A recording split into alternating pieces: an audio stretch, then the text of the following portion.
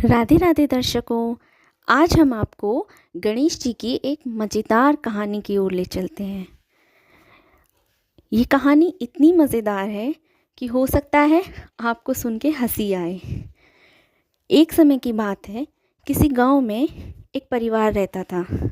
वो परिवार धोबी का काम करता था। परिवार में सास, बहू, उनका बेटा, ससुर, ये 4 लोग थे। बहू गर्भवती थी। सास और बहू दोपहर के समय घाट पर कपड़े धोने के लिए जाते थे। वहीं घाट के पास में एक गणेश जी का मंदिर हुआ करता था और उसकी कुछ ही दूरी पर मरघटा हुआ करता था। मरघटा जहाँ चिताओं को अग्नि दी जाती है। गर्भवती बहू थी तो उसका नई नई चीज़ें खाने का मन करता था। एक बार उसने अपनी सास से कहा कि सासू माँ, मेरा ना चूरमा खाने का बड़ा मन है। परिवार थोड़ा गरीब था।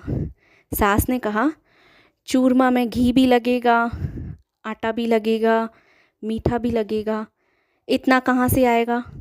तो उसकी सास ने बोला कि अभी नहीं है, थोड़े समय बाद खिलाऊंगी। फिर कुछ दिन बाद उसने अपनी सास से चूरमा खाने की डिमांड करी। फिर सास ने वही बहाना बनाया, अभी पैसे नहीं हैं, थोड़े समय बाद खिलाऊंगी। एक दिन बहू की इतनी तीव्र इच्छा हुई कि उसने घाट पर कपड़े धोते जाने समय अपने साथ थोड़ा सा आटा घर से ले लिया। और जब उसकी सास थोड़ा अपनी सहेलियों से इधर उधर बातें करने के लिए हुई तो वो रास्ते में मरघटाओं के वहाँ से घी भी चुरा लाई। अग्नि भी उसने वहाँ व्यवस्था कर ली थी। उसने घाट के पानी से आटा गूंदा, गणेश जी के पास गई और उनसे बोली कि अब मैं मीठे की व्यवस्था कैसे करूं। उसने देखा कि भक्त लोग गणेश जी की सूंड में गुड़ का प्रसाद लगाते थे, कोई मिश्री का प्रसाद लगाता था। तो उसने ना वहीं से गुड़ चुरा लिया और अपने लिए चूरमा बनाने लगी और उसी चूरमे को मरघटाओं की आंच पे सेक के खा लिया।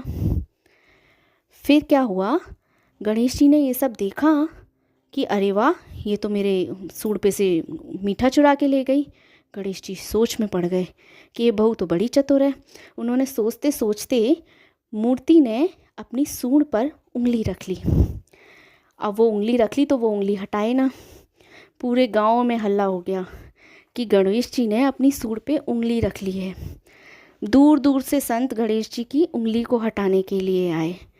कीर्तन होने लगा। सब लोग सोच में पड़ गए कि ये उंगली क्यों रखी है। अब चमत्कार को तो सभी नमस्कार करते हैं। पूरे गांव में, दूर आसपास के गांव में भी हल्ला हो गया था कि गणेश जी ने सूंड पर उंगली रख ली है। सब लोग हटाने आए, कोई विनती करता, कोई कीर्तन करता, कोई प्रार्थना करता, लेकिन गणेश जी ने सूंड से उंगली नहीं हटाई। अब ये खबर उस बहू के परिवार तक भी पहुंची। सास ने अपनी बहू से कहा कि तू जानती है, हम जहाँ घाट पे कपड़े धोने जाते हैं वहीं पास के मंदिर में गणेश जी ने सूंड पे उंगली रख ली है। पूरे देश से साधु संत आए हैं, कीर्तनों की टोलियाँ आई हैं कि गणेश जी सूंड पे से उंगली हटाएं, लेकिन वो हटा ही नहीं रहे। तो सास कहती है कि बहू, पता नहीं अब क्या अनर्थ होने वाला है। तो उसकी बहू बोलती है कि सासू माँ, आप कहो तो मैं प्रयास करके देखूं। तो उसने बोला, इतने बड़े बड़े विद्वान आए हैं, उनसे तो उंगली हटी नहीं, तू हटाएगी? तो वो बोलती है, आप एक बार मुझे मौका दे के तो देखो। तो कहती है, ठीक है, चली जा।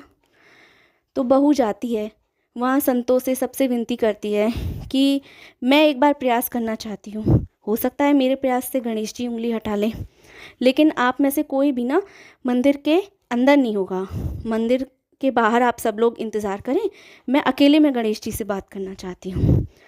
सब लोग मान गए कि ठीक है, एक प्रयास इसको भी करने दो। अब वो अपने पल्लू में कपड़े धोने का डंडा छुपा के ले गई थी।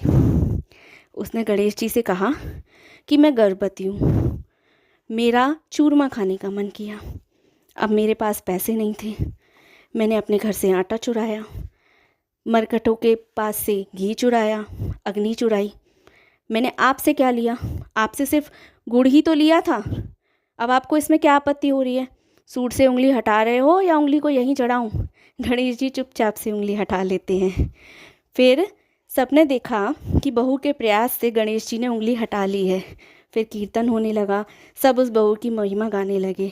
लेकिन असलियत तो सिर्फ वो बहू और गणेश जी जानते थे कि उसने सूट पे से उंगली कैसे हटवाई थी। राधे राधे।